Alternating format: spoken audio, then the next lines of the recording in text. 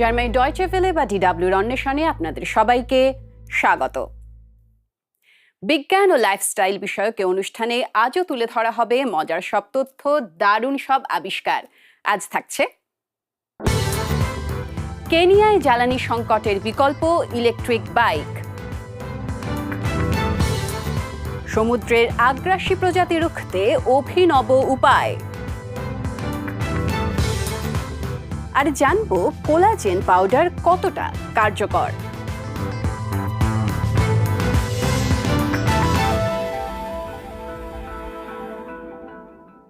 আফ্রিকার বেশিরভাগ মানুষ মধ্যপ্রাচ্য থেকে আমদানি করা জ্বালানির উপর নির্ভর করেন।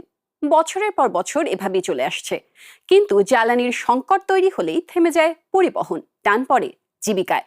তবে কেনিয়া এখন ভিন্ন পথে হাঁটছে। স্থানীয় বৈদ্যুতিক বাইক হয়ে উঠছে নির্ভরযোগ্য বিকল্প। ধীরে ধীরে তৈরি হচ্ছে স্বনির্ভর এক ব্যবস্থা। চলুন ঘুরে আসি কেনিয়া থেকে, আর দেখে আসি এই বিকল্প ব্যবস্থা কতটা সফল হচ্ছে। নাইরোবিতে এখন আকাশ ছোঁয়া তেলের দাম। সবচেয়ে বেশি চাপে পড়েছেন মোটরবাইক ট্যাক্সি চালকেরা, যাদের বোদা বোদা বলা হয়। এভাবে তো শুধু লোকসানই হবে। জ্বালানির দাম অনুযায়ী ভাড়া বাড়ালে সেই ভাড়ায় অনেক যাত্রী যেতে রাজি হন না, পুরনো ভাড়াতেই যেতে হয়। জ্বালানির দাম যেন আর না বাড়ে সেটা দেখা দরকার, কারণ পুরো অর্থনীতি জ্বালানির উপর চলে। দাম বাড়লে ব্যবসা থেমে যাবে আর মানুষই সমস্যায় পড়বে। তবে সবার অবস্থা এক নয়। জ্বালানির সংকটে থাকা এই শহরে অনেক চালক এখন বিকল্প পথ খুঁজছেন। জ্বালানির দাম বাড়া এবং তেলের পাম্প শুকিয়ে যাওয়া সত্ত্বেও বৈদ্যুতিক মোটর বাইক চলতেই থাকে। এতে যে চালকরা বিশ্বের সব সমস্যা থেকে মুক্ত হয়ে যান তা কিন্তু নয়। তবে জ্বালানির আকস্মিক দাম বাড়ার ধাক্কা তাদের সামলাতে হয় না। বৈদ্যুতিক বাইক চালাই, তাই জ্বালানির সংকটের প্রভাব আমার উপর পড়বে না। অন্য ইলেকট্রিক বাইক চালকদের মতো কাজ চালিয়ে যেতে পারবো। সুবিধাজনক অবস্থানে আছি কারণ আমার কাজ থামেনি।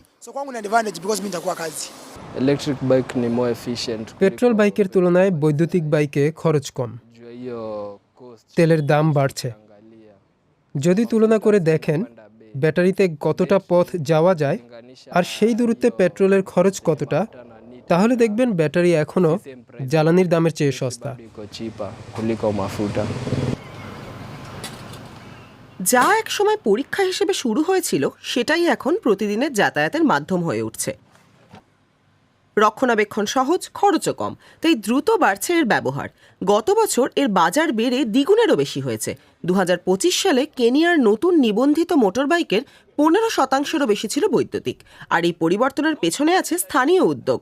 আফ্রিকাতেই তৈরি হচ্ছে আফ্রিকার রাস্তার উপযোগী বৈদ্যুতিক বাইক। স্পাইরো আফ্রিকার সবচেয়ে বড় ই বাইক কোম্পানি। এখানে জ্বালানি সংকটই তাদের ব্যবসা দ্রুত বাড়িয়ে দিচ্ছে।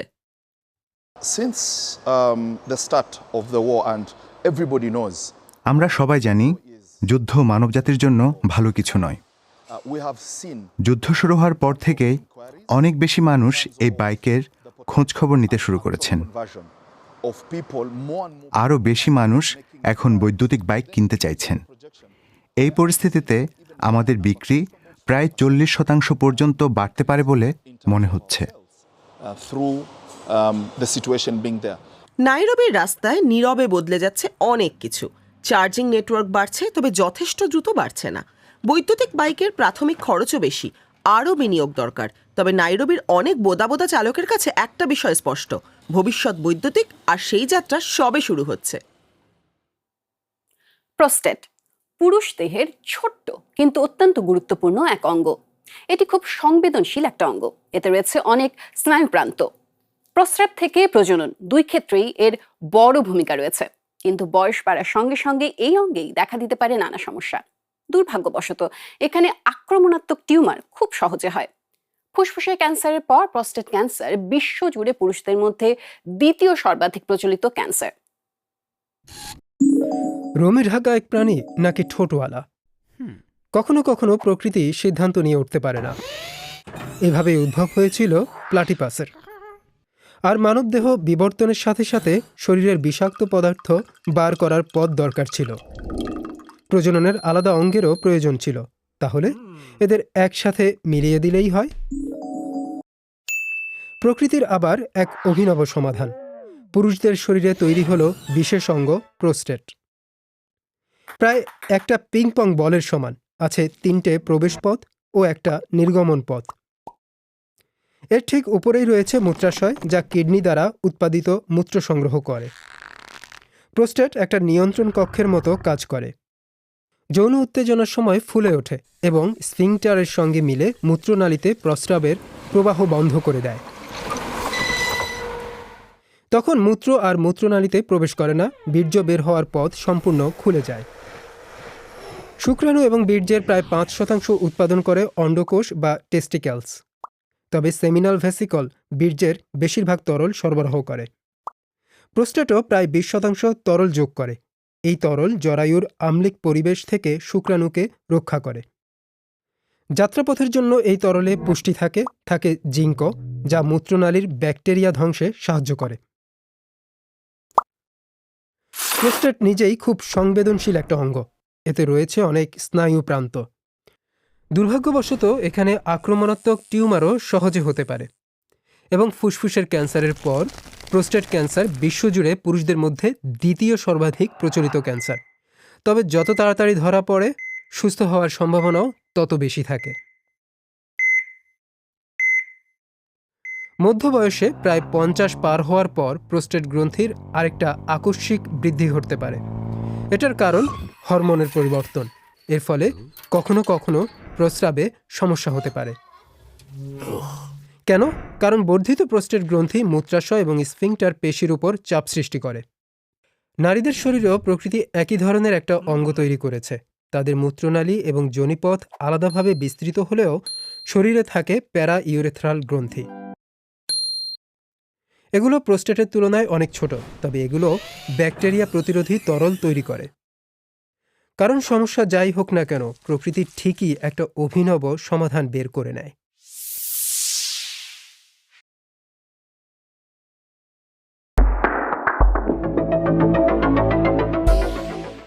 সমুদ্র উষ্ণ হচ্ছে, আর তার সঙ্গে বদলে যাচ্ছে ভূমধ্যসাগরের প্রাণীজগৎ।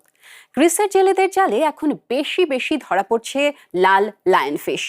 জলবায়ু পরিবর্তনের ফলে এক জায়গা থেকে অন্য জায়গায় পৌঁছেছে এই মাছগুলো। বিষাক্ত কাঁটাওয়ালা এই মাছের প্রাকৃতিক শত্রু প্রায় নেই। বিজ্ঞানীরা সতর্ক করছেন, সমুদ্রের তাপমাত্রা বাড়তে থাকায় এ ধরনের প্রজাতি আরো দ্রুত ছড়িয়ে পড়ছে। তবে গ্রিসের এক শেফ এই সংকটেই খুঁজে পেয়েছেন অভিনব এক সমাধান। চলুন ঘুরে আসি গ্রিস থেকে আর জেনে আসি কি সমাধান বের করেছেন এই শেফ। গ্রিসের পেলোপোনিস উপদ্বীপের ছোট বন্দরগ্রাম কিলাডা। সেখান থেকে সমুদ্রে পাড়ি দেন জেলেরা। সাধারণত জালে ওঠে সি ব্রিম মাছ এবং অক্টোপাস। তবে এখন ক্রমেই এমন কিছু প্রাণী ধরা পড়ছে যারা এই অঞ্চলের নয়। এরা ইনভেসিভ স্পিসিস বা আগ্রাসী প্রজাতি হিসেবে পরিচিত, যেমন লাল লায়নফিশ। আদি নিবাস এশিয়া। সমুদ্রের তাপমাত্রা বাড়ায় সুয়েজ খাল হয়ে ভূমধ্যসাগরে চলে এসেছে। এর কাঁটা বিষাক্ত। প্রাকৃতিক শিকারীর সংখ্যা খুবই কম, দ্রুত ছড়িয়ে পড়ে আর স্থানীয় প্রজাতির জন্য মারাত্মক হুমকি হয়ে ওঠে। এই মাছগুলো এখন বড় সমস্যা। তার কারণ এগুলো অন্য মাছের ডিম খেয়ে ফেলে। বিষের কারণে আমরা এই মাছগুলোকে ছুঁতেও বেশ ভয় পাই। বিশ্ব আবহাওয়া সংস্থার এক বৈশ্বিক জলবায়ু প্রতিবেদনে বলা হয়েছে, লায়নফিশের এই হুমকির কারণ পরিবেশে অতিরিক্ত তাপ প্রবাহ।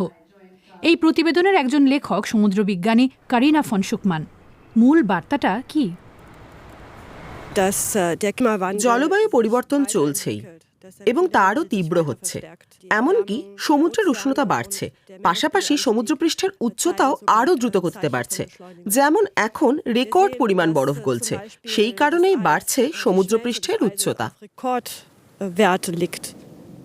প্রতিবেদনে বলা হয়েছে, সমুদ্রে জমে থাকা তাপের পরিমাণ রেকর্ড ছুঁয়েছে। গ্রিনহাউস প্রভাবের কারণে পৃথিবী সূর্যের যত তাপ শোষণ করছে তার সবটা মহাকাশে ফেরত পাঠাতে পারছে না। এই তাপের 91% শোষণ করছে সমুদ্র, 5% যাচ্ছে স্থলভাগে, 3% বরফ গলায় এবং 1% বায়ুমণ্ডলকে উষ্ণ করে। এর জন্যই হচ্ছে বিপদ।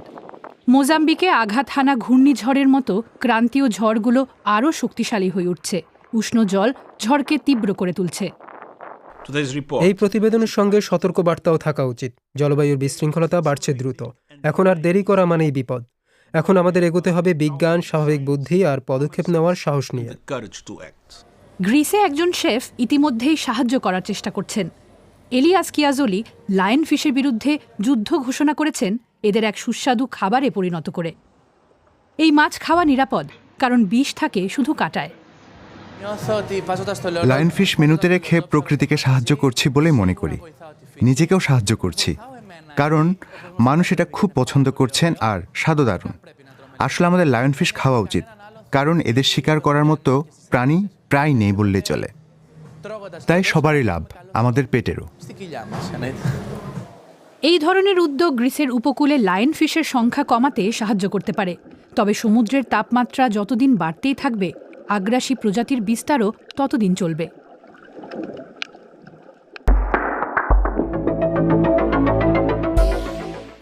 জার্মানির জাতীয় উদ্যানগুলোতে জলবায়ু পরিবর্তনের প্রভাব ঠিক কতটা?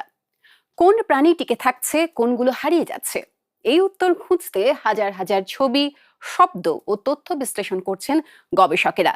সেই কাজে এবার বড় ভূমিকা নিচ্ছে কৃত্রিম বুদ্ধিমত্তা। ক্যামেরা ট্র্যাপ থেকে শুরু করে প্রাণীর ডাক, সবকিছুই এখন নজরে রাখছে এআই। জার্মানির জাতীয় উদ্যানগুলোতে কি কি প্রাণী বাস করে, তাদের সংখ্যা কিভাবে বদলাচ্ছে, জলবায়ু পরিবর্তনের কি প্রভাব পড়ছে এই সংরক্ষিত এলাকাগুলোর উপর। প্রশ্নগুলোর উত্তর জানতে গবেষকদের প্রয়োজন প্রচুর তথ্য। তথ্য সংগ্রহের জন্য এত লোক পাঠানোর মতো সংস্থান আমাদের নেই। শুধু ছবিগুলো আলাদা করতেই আমার মতো অন্তত 20 জন লাগবে। এখানে সাহায্য করছে কৃত্রিম বুদ্ধিমত্তা। ফ্রাইবুর্গ বিশ্ববিদ্যালয়ের মার্কো হয়রিশ এআই নির্ভর এক পর্যবেক্ষণ ব্যবস্থা তৈরি করেছেন। জার্মানির 13টা জাতীয় উদ্যান এই প্রকল্পে অংশ নিচ্ছে। উত্তরের ওয়ার্ডেন সাগর থেকে পশ্চিমের আইফেল, পূর্বের ওডার উপত্যকা ও দক্ষিণের বাভারিয়ান ফরেস্ট, সবাই। 1000-এরও বেশি ক্যামেরার ছবি বিশ্লেষণ করা হচ্ছে। সঙ্গে রয়েছে শত শত অডিও ও জলবায়ু সংক্রান্ত তথ্যের উৎস। মার্কো হয়রিশ ও তার সহকর্মী ইসাবেল ইয়র্জিক বাভারিয়ান ফরেস্ট ন্যাশনাল পার্কের ক্যামেরা ট্র্যাপগুলো পরীক্ষা করছেন। এখানে বেশি লাল হরিণ আর হরিণই দেখা যায়। বন্য শুকরও পাওয়া যায়, তবে লিংস মানে বনবিড়াল আর নেকড়ে খুব কম দেখা যায়। অনেক পাখিও আসে, ওগুলো ক্যামেরার সামনে এসে বসলে ক্যামেরাগুলো চালু হয়ে যায়। এখানে প্রাণীদের জীবনে মানুষের হস্তক্ষেপ নেই। প্রকৃতি রক্ষার জন্য 50 বছরেরও আগে এই পার্কটা গড়ে তোলা হয়েছিল। গাছ কাটা, বড় আকারে চাষাবাদ বা রাস্তা তৈরির মতো কাজ এখানে নিষিদ্ধ।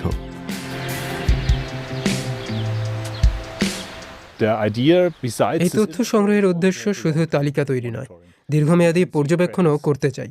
তখন অনেক কিছু বুঝতে পারবো, যেমন তাপমাত্রা পরিবর্তনের ফলে গ্রীষ্মে গরম বাড়লে বা শীতে বরফ কম পড়লে বাস্তুতন্ত্র ও প্রাণীদের উপর কি প্রভাব পড়ছে। জলবায়ু পরিবর্তনের প্রভাব জাতীয় উদ্যানগুলোতেও পড়ছে। এই তথ্যের সাহায্যে গবেষকেরা জানতে চান কোন প্রাণী ও গাছপালা পরিবর্তনের সঙ্গে ভালোভাবে মানিয়ে নিচ্ছে। তার মানে পার্কে অনেকবার ঘোরাফেরা করতে হয়। অন্যদিকে অফিসে কাজ করছে এআই। প্রয়োগ করা হয় বিভিন্ন অ্যালগোরিদম। প্রথমত, তথ্য সুরক্ষার জন্য যেসব ছবিতে মানুষ আছে সেগুলো ঝাপসা করা হয়।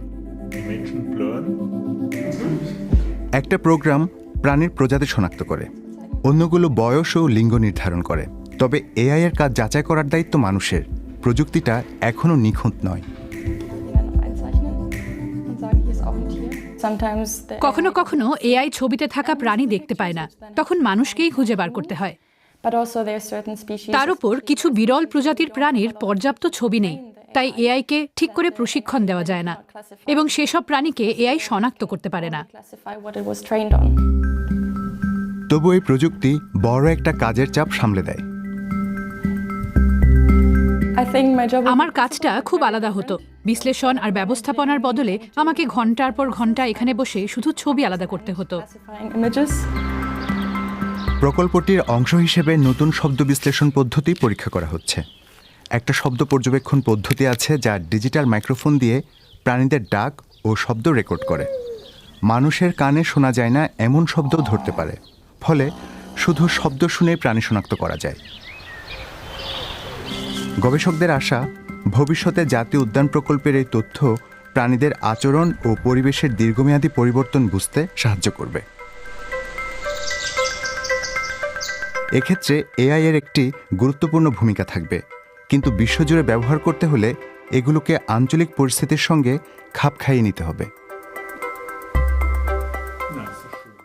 বয়স ধরে রাখতে আজকাল নানা ধরনের ওষুধ বের হয়েছে, যেমন ত্বক টান টান রাখতে অনেকেই কোলাজেন পাউডারের উপর ভরসা করছেন। বিশ্বজুড়ে এই বাজারে খরচ হচ্ছে কোটি কোটি টাকা, কিন্তু সত্যি কি বলিরেখা কমাতে সাহায্য করে কোলাজেন? গবেষকরা কি এর যথেষ্ট বৈজ্ঞানিক প্রমাণ পেয়েছেন? আমাদের ত্বককে টানটান ও নমনীয় রাখার এক উপাদান কোলাজেন। এটা এক ধরনের প্রোটিন যা শরীরের সংযোজক টিস্যুতে থাকে। বয়সের সঙ্গে সঙ্গে এর উৎপাদনও কমতে থাকে। 25 হওয়ার পর এর উৎপাদন প্রতি বছর প্রায় 1% করে কমে যায়। অন্যদিকে কোলাজেন ফাইবারগুলোর মধ্যে ক্রস লিঙ্কিং বা আড়াআড়ি সংযোগ বেড়ে যায়, ফলে কোলাজেন কম নমনীয় ও বেশি ভঙ্গুর হয়ে পড়ে। এর প্রভাব দেখা যায় ত্বকে, যেমন বলিরেখা বা চোখের পাতা ঝুলে পড়া ইত্যাদি। কিছু পণ্য হারিয়ে যাওয়া কোলাজেন ফিরিয়ে ত্বককে টানটান করার প্রতিশ্রুতি দেয়, অন্তত তাদের দাবিটা এমনই।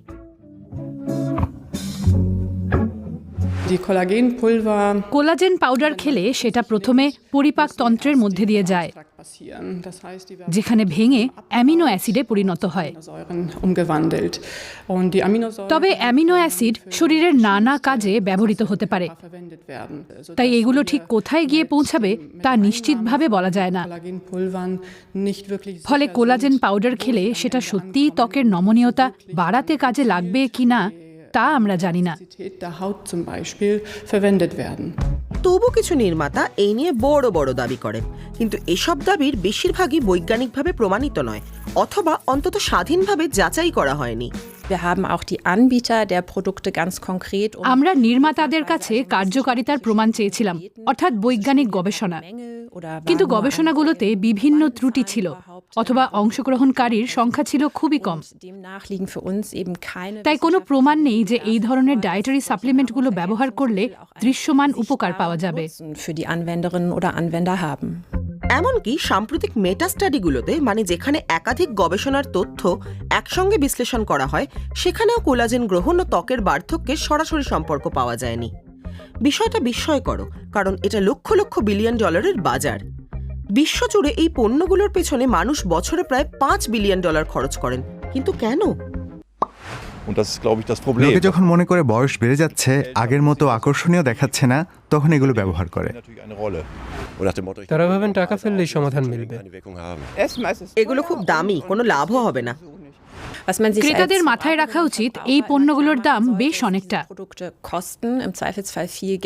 তার উপর এর প্রভাব বজায় রাখার জন্য দীর্ঘ সময় ধরে প্রায় প্রতিদিনই এগুলো খেতে হয়। নির্মাতারা তো তাই বলেন।